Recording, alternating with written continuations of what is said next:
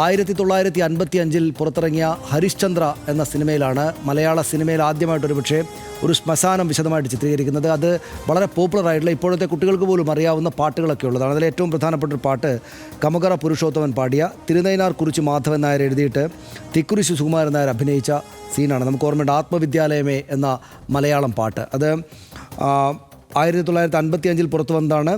P Subramanian നിർമ്മിച്ച ആൻ്റണി മിത്രദാസ് എന്ന വലിയ സംവിധായകൻ സംവിധാനം ചെയ്തൊരു സിനിമയാണ്. അതിനകത്ത് ആ പാട്ട് കമുകറ പുരുഷോത്തമൻ പാടിയ തിരുനൈനാർ കുറിച്ച് മാധവൻ നായർ എഴുതിയ ആ വരികൾ ഇങ്ങനെയാണ്: ഇല്ലാ ജാതികൾ ഭേദവിചാരം, ഇവിടെ പുക്കവർ ഒരു കൈ ചാരം, മന്നവനാട്ടെ യാചകനാട്ടെ വന്നിടുമൊടുവിൽ വൻ ചിത നടുവിൽ. അതായത് ഹരിശ്ചന്ദ്രൻ ഈ ശ്മശാനത്തിനകത്ത് അവിടെ ശ്മശാനത്തിനകത്തുള്ള ഈ തിക്കുറിശി സുകുമാരൻ നായർ പാടുന്ന വരിയാണിത്. അതിൽ കൃത്യമായിട്ട് പറയുന്നത് ഇല്ലാ ജാതികൾ ഭേദവിചാരം, വന്നിടും ഇവിടെ പുക്കവർ ഒരു കൈ ചാരം.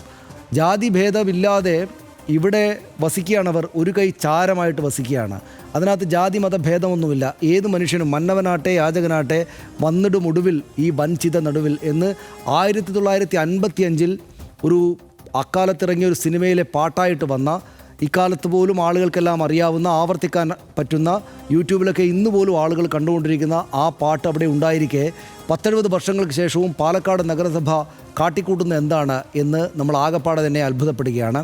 ഇത് ഇത്രയും കാലത്തിന് ശേഷവും ശ്മശാനത്തിൽ ജാതിയുണ്ട്, മരിച്ചു ചെല്ലുന്ന സ്ഥലത്ത് പോലും ജാതിക്ക് മതിലുകളുണ്ട്, ജാതി മതിലുകളുണ്ട് എന്ന് തെളിയിക്കാൻ വേണ്ടി ഈ പാലക്കാട് നഗരസഭ നടന്നത് അങ്ങേയറ്റം നാണം കെട്ട ഏർപ്പാടാണ് എന്ന കാര്യത്തിൽ യാതൊരു സംശയവുമില്ല. അവിടെ പ്രതിപക്ഷത്തിൻ്റെ അതിശക്തമായിട്ടുള്ള സമരം ഉണ്ടാകുന്നു, അത് ദൃശ്യങ്ങളായി തന്നെയും പുറത്തേക്ക് വരുന്നു എന്നത് ആ നിലക്ക് ആശ്വാസം നൽകുന്നതാണ്. പ്രതിപക്ഷ പാർട്ടികൾ രാഷ്ട്രീയ വ്യത്യാസം ഇല്ലാതെ ഈ ഭരണപക്ഷത്തിനെതിരെ ഇമാതിരി ഒരു കുഴപ്പമുണ്ടാക്കിയ, നാണം കെട്ടൊരു പ്രശ്നമുണ്ടാക്കിയ ഭരണ കൂടത്തിനെതിരെ വലിയ സമരം നടത്തുന്നത് വലിയ ആശ്വാസകരമായ കാര്യമാണ്.